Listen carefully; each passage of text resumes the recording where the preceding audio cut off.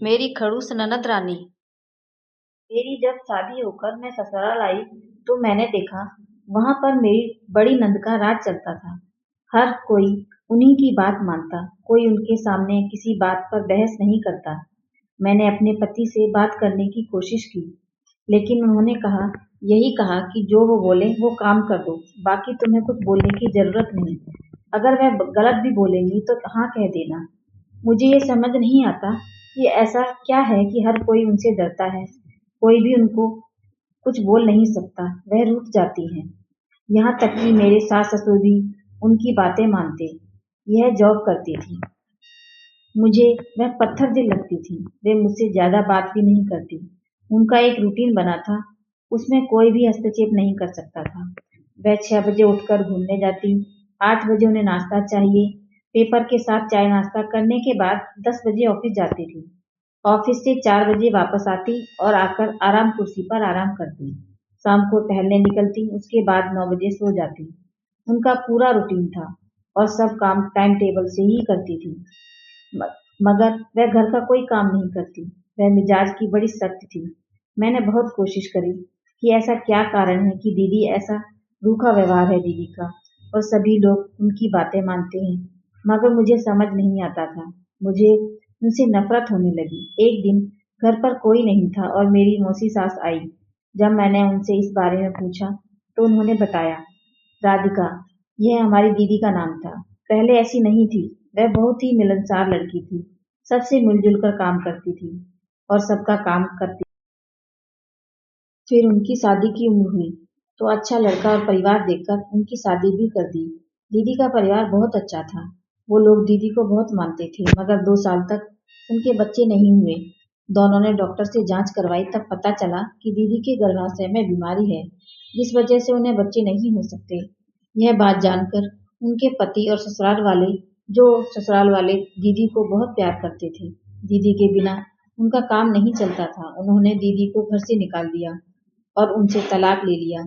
इस दौरान इतना इतना कुछ सहा कि इतनी रूखी हो गई और किसी से बात नहीं करती। हमारी इतनी अच्छी राधिका, मिलनसार राधिका की जगह रूखी राधिका ने ले ली। सभी लोग इसलिए राधिका की बात मान लेते हैं क्योंकि वह अंदर से बहुत टूटी हुई है, और आकाश भी उसको बहुत मानता है। उसने इसलिए तुम्हें नहीं बताया कि तुम उसे बेचारी ना समझो। नौकरी भी राधिका इसलिए करती है कि कोई उसे बेचारी कहकर नहीं पुकारे, मगर उसके व्यवहार के लिए वह क्या करे, वह किसी को समझ नहीं आता। हम सब जानते हैं कि वो अंदर से बहुत ही मासूम है, मगर यह नहीं पता कि हमारी पहले वाली राधिका कैसे लाएं। मैंने जब यह बात सुनी तो मेरे मन में दीदी के लिए बहुत ही सम्मान पैदा हो गया कि यह सब दीदी अपने स्वाभिमान के लिए करती हैं, ताकि कोई भी उन्हें बेचारी ना कहे, वह सर उठाकर रहे। उसके बाद जब आकाश आए तो मैंने उनसे यह बात बताई कि मुझे मौसी से सब बात पता चल गई है। उस समय बात करते करते आकाश की आंखों से भी आंसू आ गए। मैं समझ गई कि वह अपनी बहन से बहुत प्यार करते हैं, मगर मुझे समझ नहीं आ रहा था कि हम क्या करें जिससे दीदी के व्यवहार में थोड़ी नरमी आए। अब मैं उनसे ज्यादा से ज्यादा बात करने लगी। पहले तो मैं खुद ही उन्हें पसंद नहीं करती थी, इसलिए मैं ज्यादा बात नहीं करती थी, मगर अब मैं खुद ही उनसे बहुत बात करने लगी। हर काम के लिए उनसे पूछने लगी, मगर उनका व्यवहार वैसा ही था। वह हाँ ना के अलावा कोई जवाब नहीं देती थी। वह ज्यादा सस्ती सवरती भी नहीं थी, बिल्कुल सादी रहती थी। मैंने उन्हें कितनी बार बाजार जाने को कहा, घूमने को कहती, मगर मेरे साथ कभी नहीं जाती। मुझे समझ नहीं आ रहा था कि किस तरह मैं उनका व्यवहार चेंज करूं। इसी बीच पता चला कि मैं गर्भवती हूँ। सभी लोग मेरा बहुत ख्याल रखने लगे, मगर राधिका दीदी मुझसे दूर ही दूर रहती थी। एक दिन हम सब बैठे ही ऐसे ही बातें कर रहे थे। आकाश कह रहे थे उन्हें बेटा चाहिए, मम्मी पापा कह रहे बातें कर रहे थे। इसी बीच मैंने कहा कि मुझे बेटी चाहिए, बिल्कुल राधिका दीदी जैसी। इसके साथ ही मैंने राधिका दीदी की तरफ देखा तो मैंने देखा कि उनके चेहरे पर भाव आ रहे हैं। तुरंत उठकर चली गई। सबने समझा उसकी आदत है, पर मुझे रास्ता मिल गया कि मुझे क्या करना है। अब 9 महीने बाद मुझे प्यारी सी बिटिया हुई। सब लोग बहुत खुश हो गए। राधिका दीदी भी मुझे हॉस्पिटल में देखने आई। उन्होंने कहा कुछ नहीं और बिटिया को देख कर जाने लगी तो मैंने उनका हाथ पकड़ लिया और कहा, दीदी, यह नहीं चलेगा, ये आपकी बिटिया है, मैं आपको देती हूँ। इतना कहकर मैंने दीदी के हाथ में मेरी गुड़िया दे दी।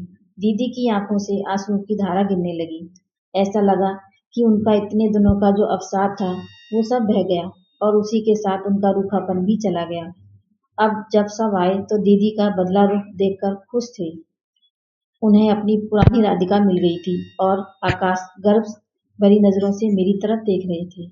मेरी ये कहानी आपको कैसी लगी मुझे कमेंट करके जरूर बताएं और मेरे चैनल को लाइक शेयर और सब्सक्राइब करना ना भूलें। Thank you.